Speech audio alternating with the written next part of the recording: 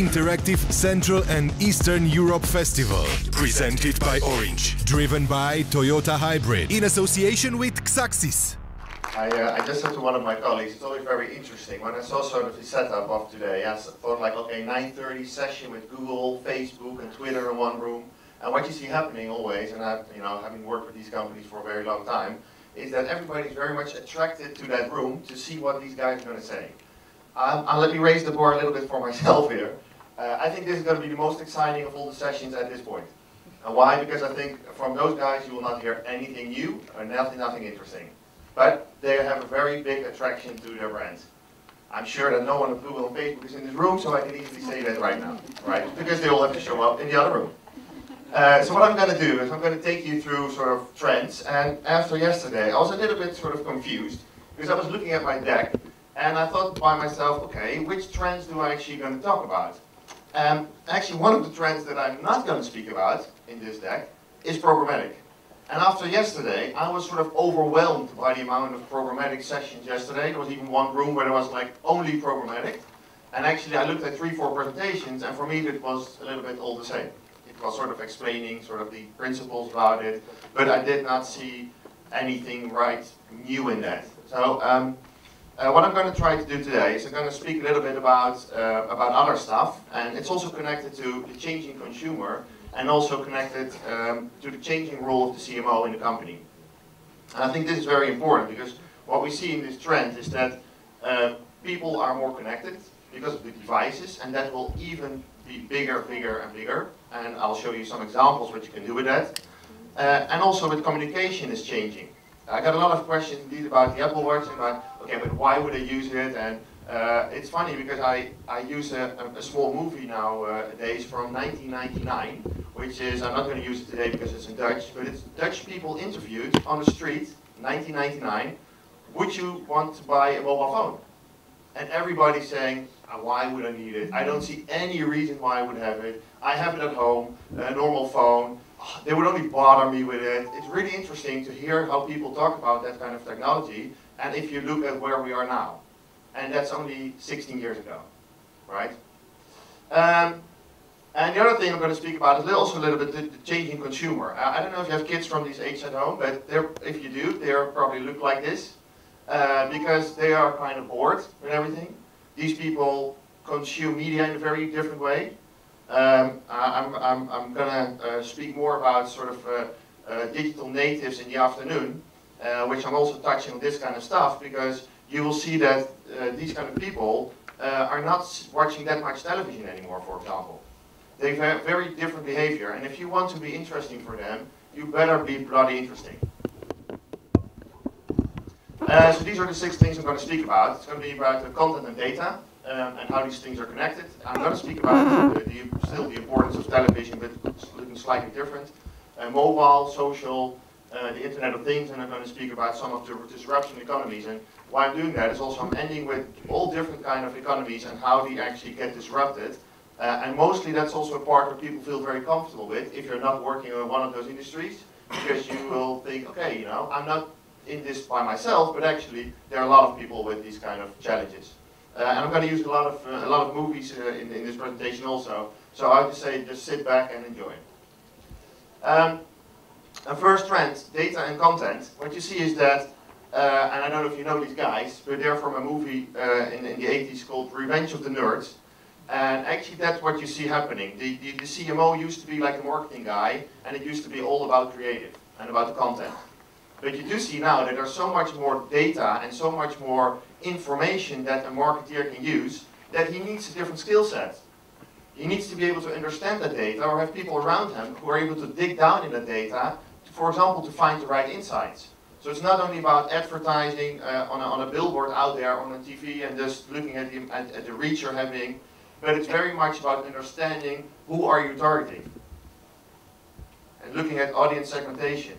And that's all possible, but you need to have a CMO driving that who's actually interested in that and understands how to look at that, who understands which people to get around him, to understand which agencies to work with. And if we're speaking about content, we're not talking about content as social media. Content is much broader than that. You have to look at building building a great brand story based on insights. And finding those insights is sometimes very difficult, but sometimes very easy. And yesterday I also attended a session which was very much based on finding the insights. And some of the things you see is that if you build something based on insights, it doesn't always have to be funny, but it needs to be something that really sticks with people, that people remember and that people will start sharing. Because you see that the power of word-of-mouth advertising at the moment is more powerful than ever before. Because you're not sharing only person to person, but you're sharing online with millions of people if you do something great. And what I like is especially the campaigns where there's sort of a mind twist, where you start looking at something, you start watching something, and actually it sort of evolves in something different than you would expect it. And I want to show you a first example of that. It's actually for a campaign, First Gun Shop. And this is an organization in the US who actually wanted to get a message across that having a gun on you can be very dangerous and make people aware of that.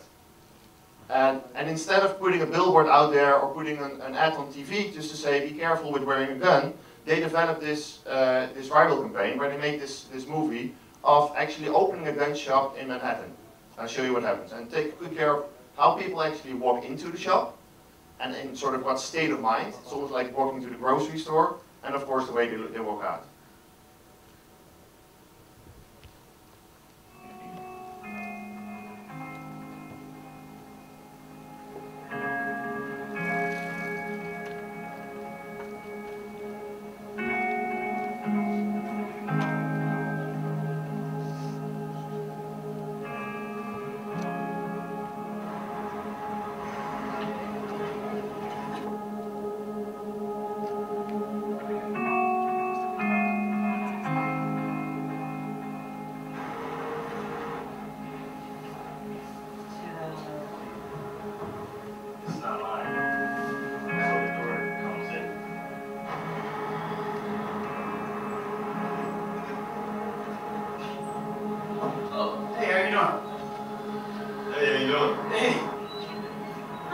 You're interested in a gun, right? Oh, yes. Okay, cool. You looking for something for target practice or?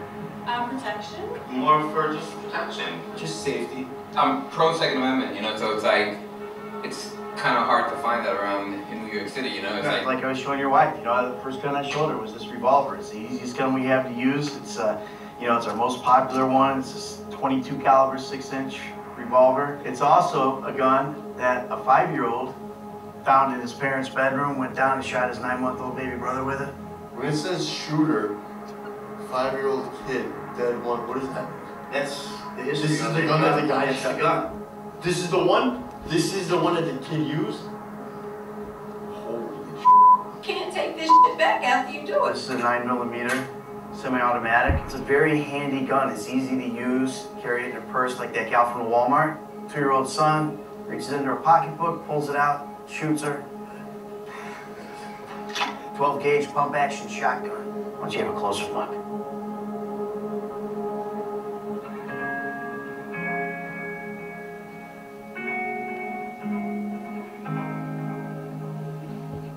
I was pretty blindsided by just the entire history of every gun in the store. And it made me actually think I'm not going to buy that gun. It made me think twice, and I would not buy one. It is one of our rights, but my opinion has definitely changed. I don't feel safe with a gun. You don't want to be the Walmart case.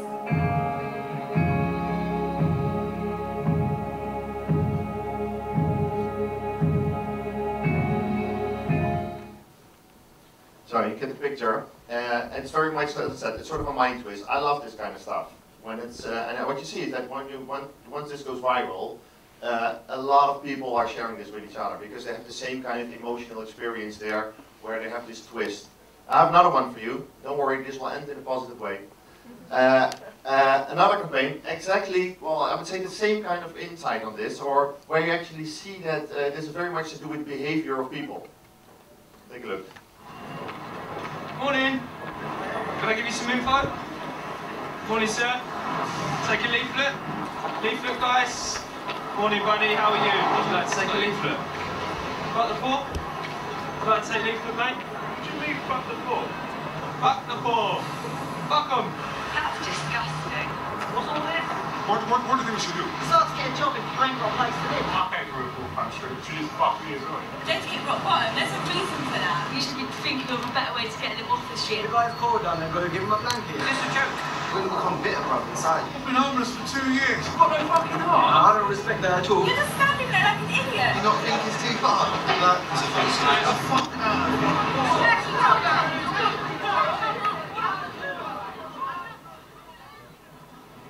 Out the floor. Anyone got any spare change, folks? Help the poor. Help the poor, please, folks.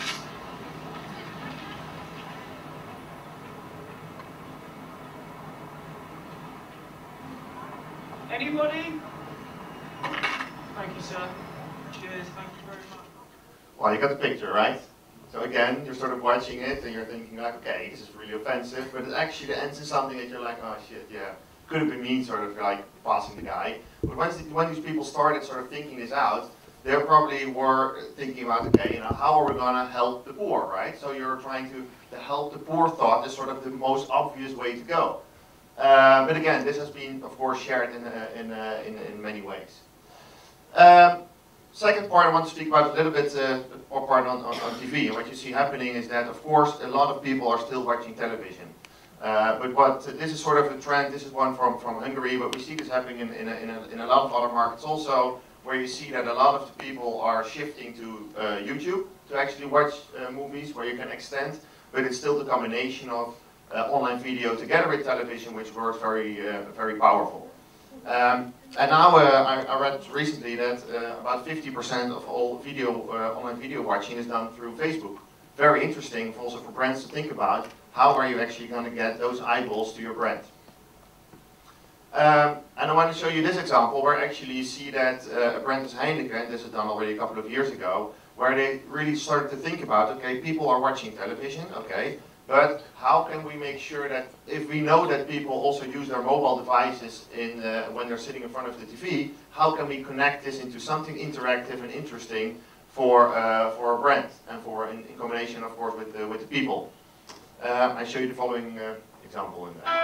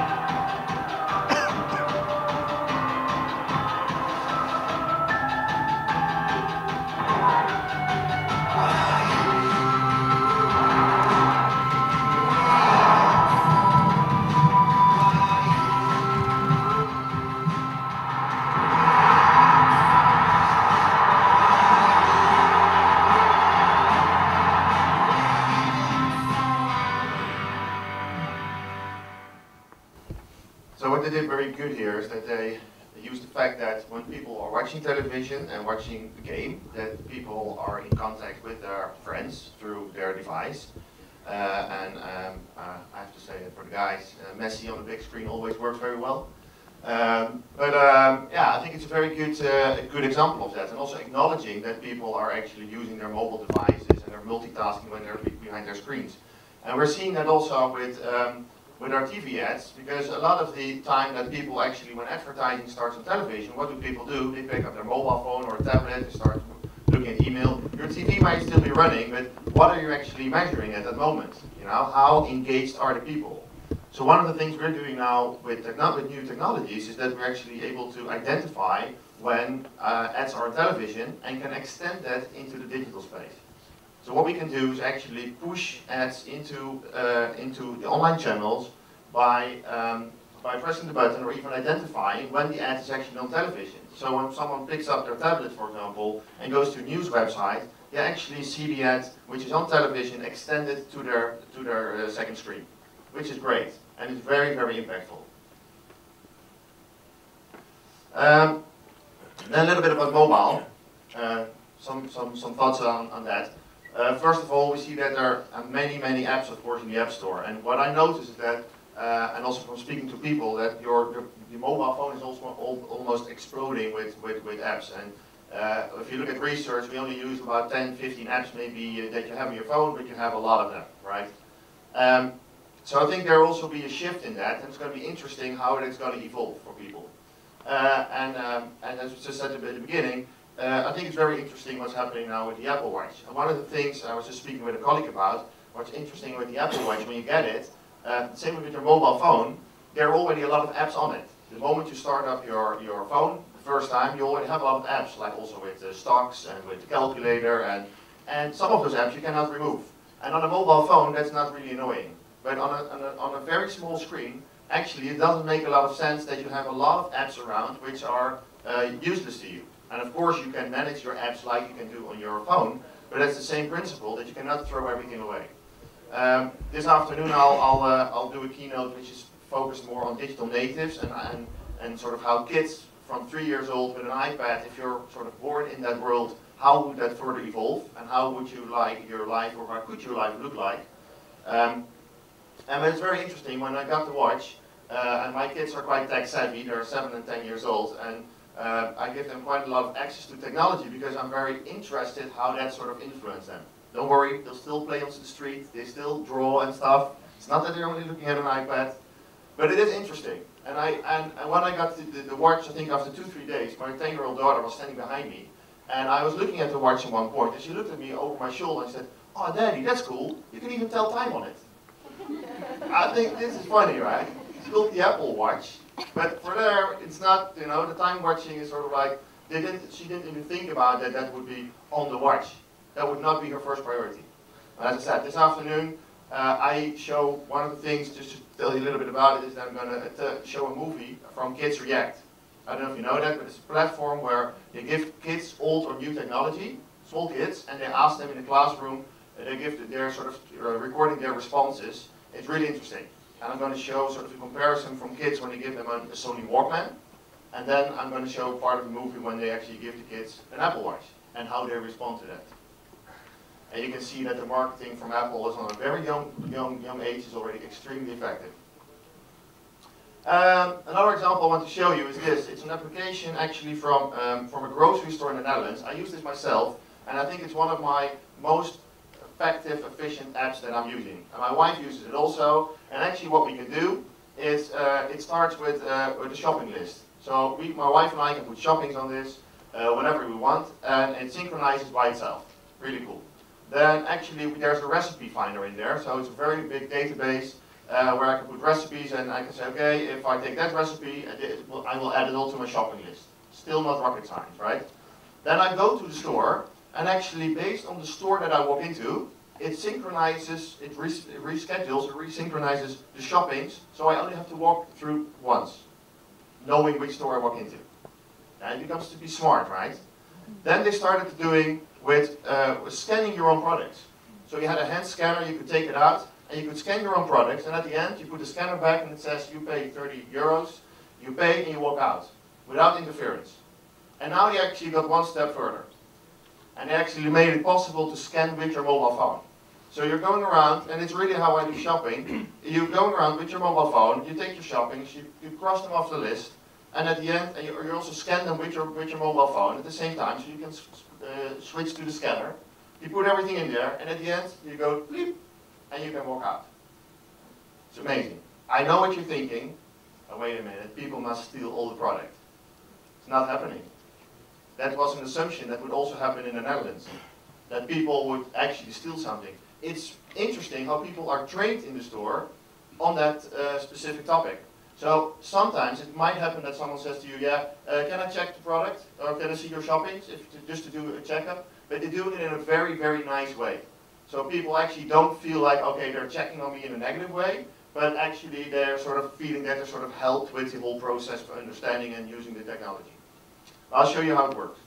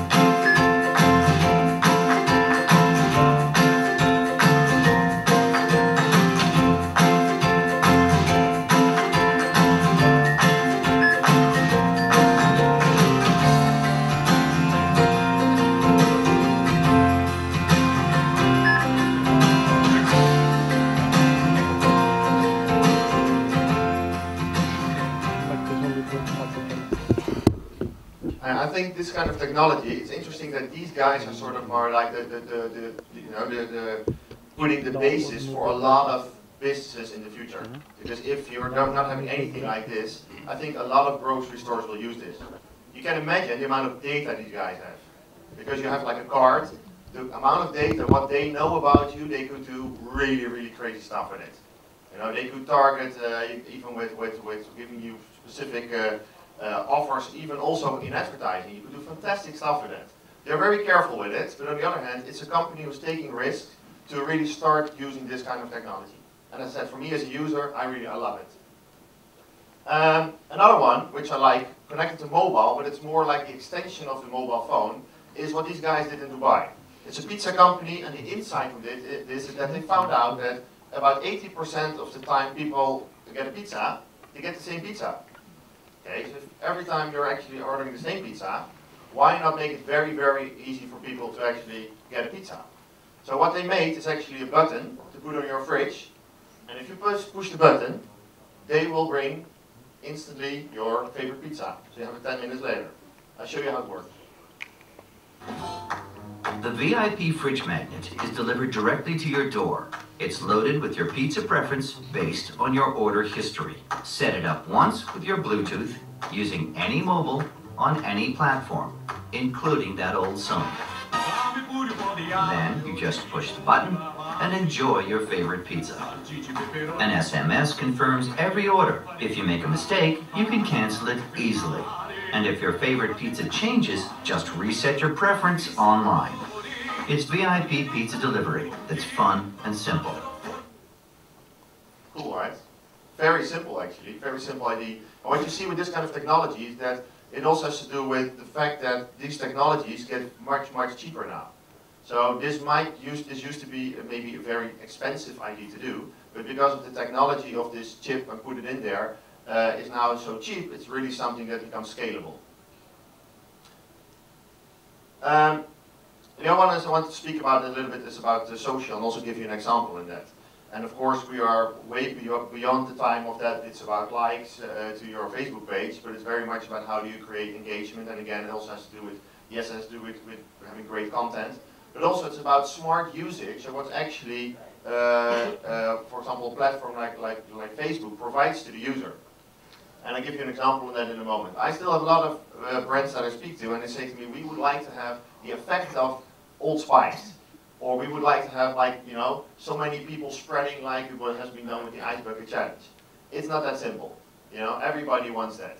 But it also starts with having a great idea built with great insights. And of course, the Ice Bucket Challenge is not an advertising campaign.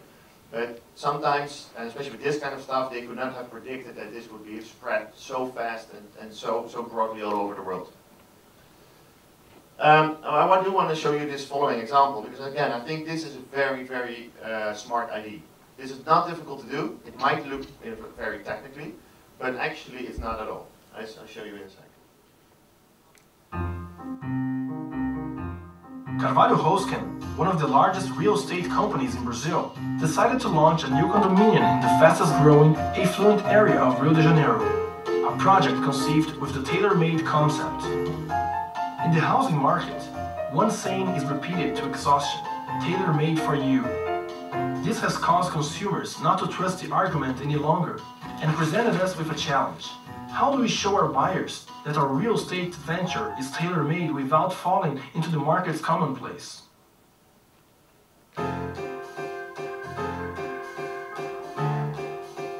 We prepared a decorated unit with a surprise for a visitor.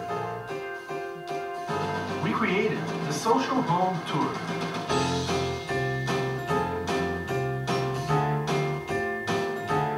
To reserve a visit, visitors had to use their Facebook login, granting us access to their profile information, their album photos, a shared video, a favorite film, and even their work address, which was used to suggest the best route between them and their place of work, were used as attributes for a unique visit. The apartment was automatically customized for each visit via Wi-Fi with a simple command by the realtor. And in the end, in order to really feel at home, the visitor received a phone call on site with a special offer. After so many surprises, it was still possible to share the experience with everybody on Facebook. With the smart use of technology and the social network, we transformed each visit into a unique experience. The visitor was introduced to their new home, already decorated with their affective memories, and we achieved our initial objective in a special manner, demonstrating that the apartment was actually tailor-made for each one of them.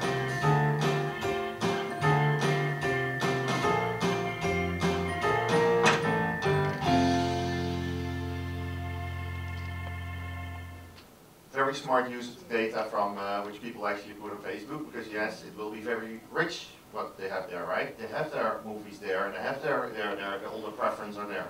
So, and then if you look at the idea of that you walk in and you will see all your pictures coming by, that's very easy. We're talking about iPads on the wall, right? You put iPads in a frame, you put them there, and you just stream it there. So it's not technically difficult to do something like this. It starts with having a great idea. And what the other thing, and yesterday someone also said something about it in one of the sessions, is also about what's your place as a brand.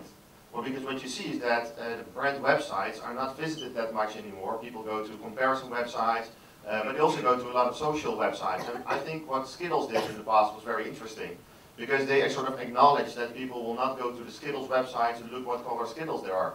You know, it's like, okay, what are we going to do with our website? I mean, are we going to do a campaign on Google and bring people to Skittles.com? For what?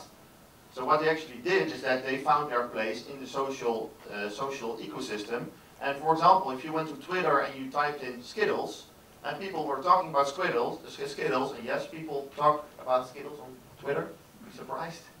They actually, the moment that happened, when it was hashtag Skittles, there would actually be a very small website from Skittles on the left top corner saying, if you need us, we're here in the corner, this is where we are.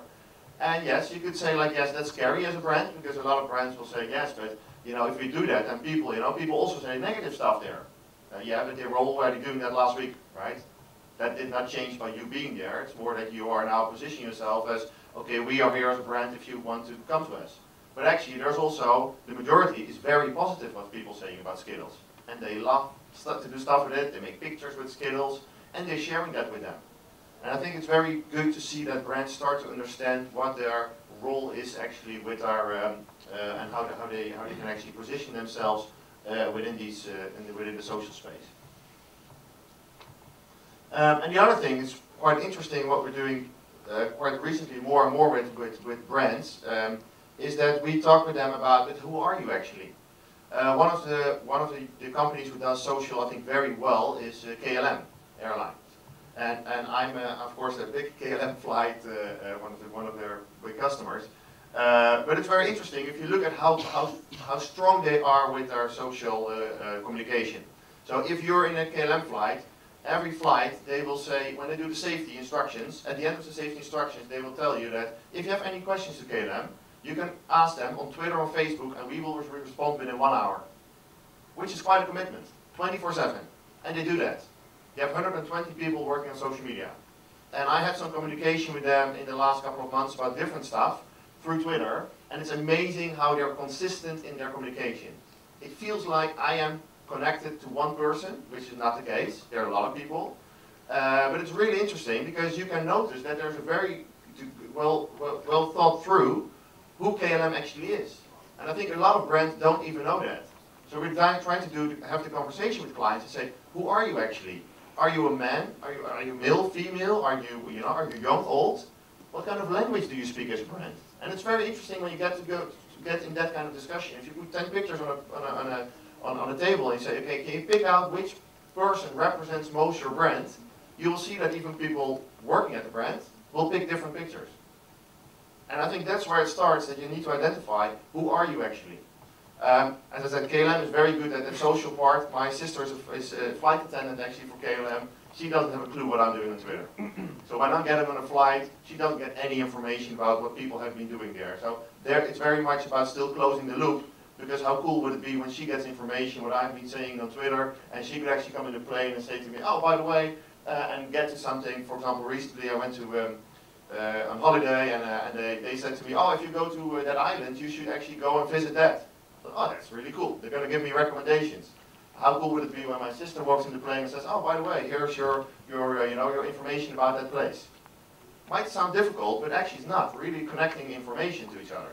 My sister was like, yeah, but I'm there to bring the coffee and go into the beach myself. She doesn't really feel part of the social experience in KLM. So a lot to do. And the other one is about, the next one is about the Internet of Everything, and it's about how device is going to be connected. And I think this is going to be really, really big. It's only 1% of devices are connected today, but it's going to be very normal for us that your phone is talking to your car, and your car can talk to your fridge, and that all will be connected. And the possibilities out of that will be really, really huge.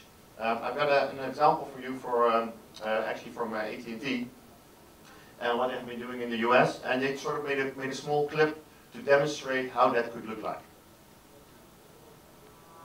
With the power of the AT&T network, you'll have a seamless connection between the places, events, and people in your life. This is AT&T, mobilizing your world. In this world, technology wakes you at just the right moment and tells you to leave the house early when there's heavy traffic, then gets your coffee ready for your commute and adjusts your thermostat.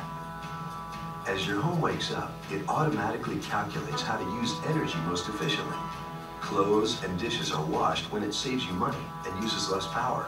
As you get ready, your calendar and social media notifications are automatically updated and delivered. When you work out, your performance is compared to past efforts. Your health and vital signs are analyzed, and your accomplishments are uploaded to the cloud and shared. Overnight, your car automatically downloads the latest maps, so in the morning, you're ready to roll. As you leave the house, your house and car stay connected. Your security system sets and your thermostat lowers. Out on the road, lampposts become intelligent devices that monitor conditions for neighborhood safety and help cities manage energy. And in case of delays, your meeting schedule is automatically loaded, so you can pull over and join that important meeting from the car. Paying for lunch is that easy. And you know your food is fresh and safe because it's been monitored throughout shipping. In the store, your grocery list is visualized, and you select from fresh vegetables grown with the optimal nutrient values. When it's time to go, your car automatically arrives at just the right spot to pick you up. In the future, the connected lifestyle will be safer, more efficient, more secure, and do more for you. So you can have time for the people and things that matter most. AT&T, mobilizing your world.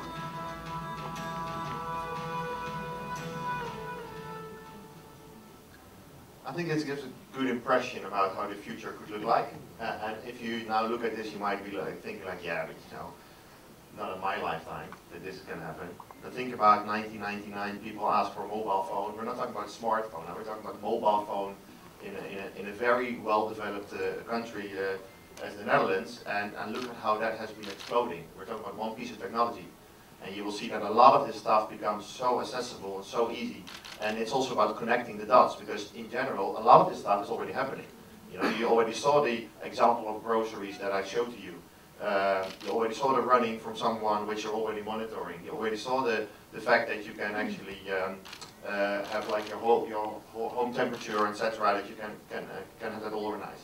One of the things that was in the movie, which I like a lot, is the mirror. And I saw that recently in at the mobile conference in Barcelona. They had like a mirror also, that you have like a move, sort of like the entertainment in a mirror. But they also showed an example about from gamification of brushing your teeth for kids.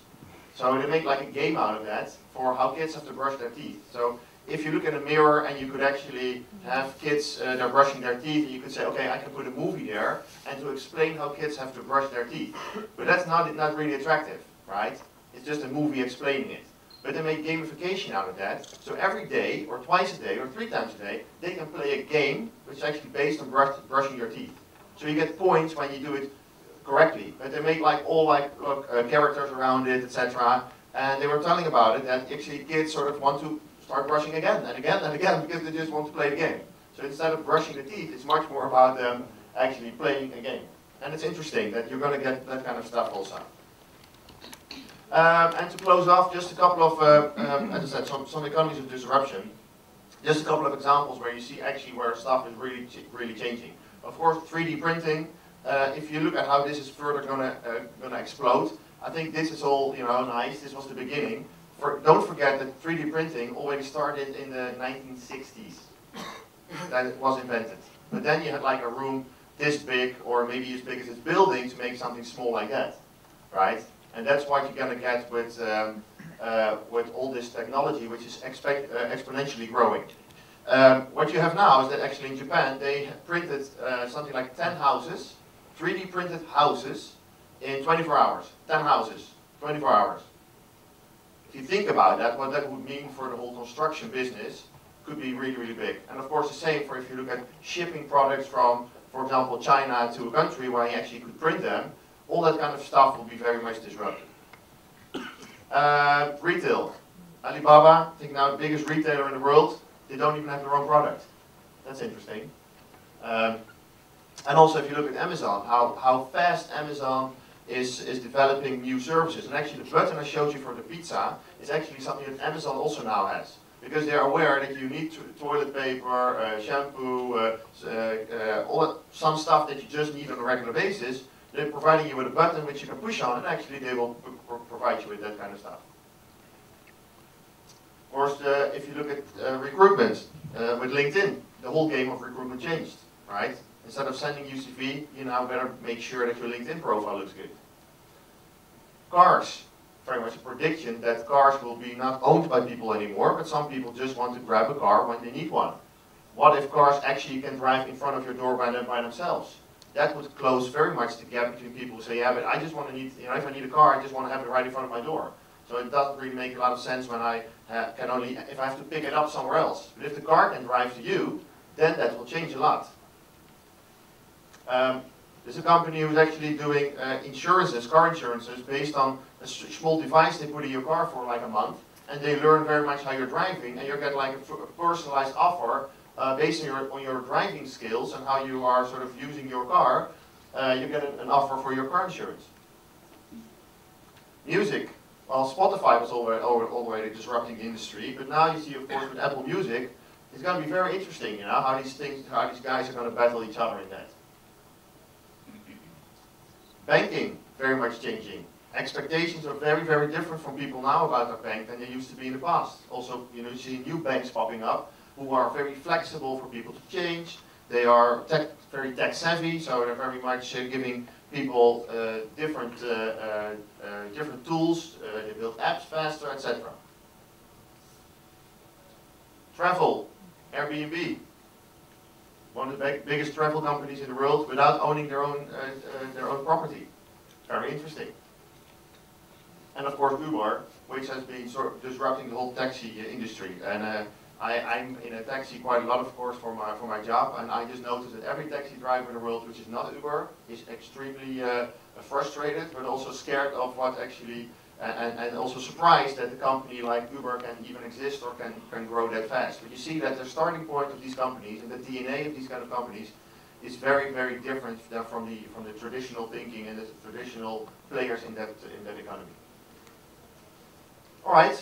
That's it. So we spoke about these 6 areas, and just to close off, I say that also to a lot of the people that a lot of brands that we speak with. But I think this is one of the biggest challenges that I see for marketeers to project your own behavior on your target audience. You see that happening a lot, and you know there's a lot of stuff that you've seen coming by. That in the end, if you want to make great stuff, you have to be brave. You have to try stuff. You will fail. But you need to start with being more brave in doing the campaigns and listening to people with crazy ideas and following through on that. Because I think what you see almost everywhere is that people look at new things and they say, well, but actually I would never use that. Take the example, for example, with the shopping.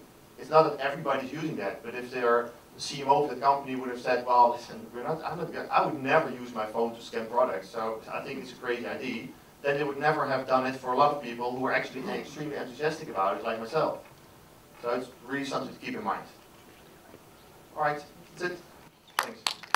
Interactive Central and Eastern Europe Festival, presented by Orange, driven by Toyota Hybrid, in association with ICEEfest.